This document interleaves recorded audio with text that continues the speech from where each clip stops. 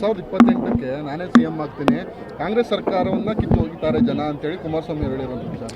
ಈಗ ಎಲ್ಲರೂ ಕನಸು ಕಾಣ್ತಾರೆ, ನಾವು ಕಾಣ್ತೀವಿ, ನಾವು 28ಕ್ಕೆ ಬರ್ತೀವಿ ಅಂತ ನಾವು ಹೇಳ್ತಾನೆ ಇದ್ದೀವಲ್ಲ. ಅದೇ ರೀತಿ BJPಯವ್ರಿಗೂ ಆಸೆ ಇರುತ್ತೆ, JDSನವ್ರಿಗೂ ಆಸೆ ಇರುತ್ತೆ.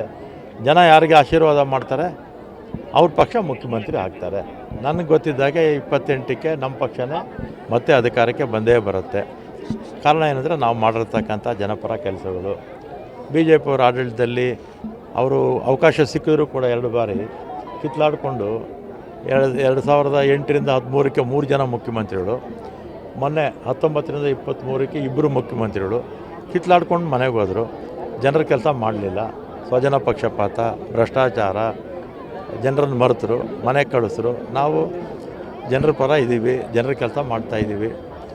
ಜನ ನಮಗೆ ಖಂಡಿತ ಮತ್ತೆ ಆಶೀರ್ವಾದ ಮಾಡೇ ಮಾಡ್ತಾರೆ, ನಾವೇ ಬಂದೇ ಬರ್ತೀವಿ. ದೇಶದಲ್ಲೂ ಕೂಡ ಪ್ರಜಾಪ್ರಭುತ್ವದ ದೃಷ್ಟಿಯಿಂದ ಮುಂದಕ್ಕೆ ಕಾಂಗ್ರೆಸ್ ಪಕ್ಷ, ಕಾಂಗ್ರೆಸ್ ಮಿತ್ರ ಪಕ್ಷಗಳು ದೇಶದಲ್ಲಿ ಅಧಿಕಾರಕ್ಕೆ ಬರಬೇಕು. ಇಲ್ಲಾಂದರೆ ಸರ್ವಾಧಿಕಾರಿ ಅಧಿಕಾರ ಏನು ನಡೀತಾ ಇದೆ ಈಗ ಅದೇ ಮುಂದುವರಿಯುತ್ತೆ. ಸರ್, ರಾಜೀವ್ ಗಾಂಧಿ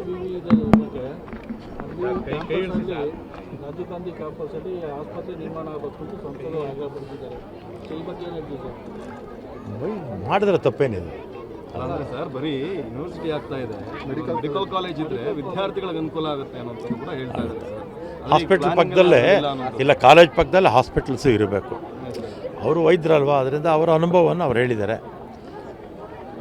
ಕಾಲೇಜ್ ಪಕ್ಕದಲ್ಲಿ ಇದ್ದಿದ್ರೆ, ಹಾಸ್ಪಿಟಲ್ಸ್ ಇದ್ದರೆ ವೈದ್ಯರಿಗೂ ಅನುಕೂಲ ಆಗುತ್ತೆ, ಇವನ್ ಪೇಷಂಟ್ಸ್ಗೂ ಅನುಕೂಲ ಆಗುತ್ತೆ. ರಾಜ್ಯ ಸರ್ಕಾರ ಪರಿಗಣಿಸುತ್ತೆ ಸರ್. ರಾಜ್ಯ ಸರ್ಕಾರ ಪರಿಗಣಿಸುತ್ತೆ ಸಲಹೆ. ವೈದ್ಯಕೀಯ ಶಿಕ್ಷಣ ಸಚಿವರು ಮನವಿ ಕೊಟ್ಟಿದ್ದಾರೆ ಸರ್. ಮನವಿ ಮಾಡ್ತಾರೆ ಮುಂದಕ್ಕೆ. ಬರೀ ಮೆಡಿಕಲ್ ಕಾಲೇಜ್ ಆಗ್ತಾ ಇದೆ, ಕ್ಯಾಂಪಸ್ ಇಲ್ಲ, ಕ್ಯಾಂಪಸ್ಸು ಆಗಬೇಕು, ಹಾಸ್ಪಿಟ್ಲು ಆಗಬೇಕು.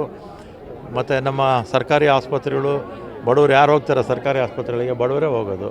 ಅದರಿಂದ ಬಡವರಿಗೆ ಅನುಕೂಲ ಆಗುತ್ತೆ. ಆ ದೃಷ್ಟಿಯಿಂದ ಅವ್ರು ಹೇಳಿದ್ದಾರೆ, ಮಾಡಿರ್ತಕ್ಕಂಥ ಸಲಹೆ ಒಳ್ಳೆಯದೇ.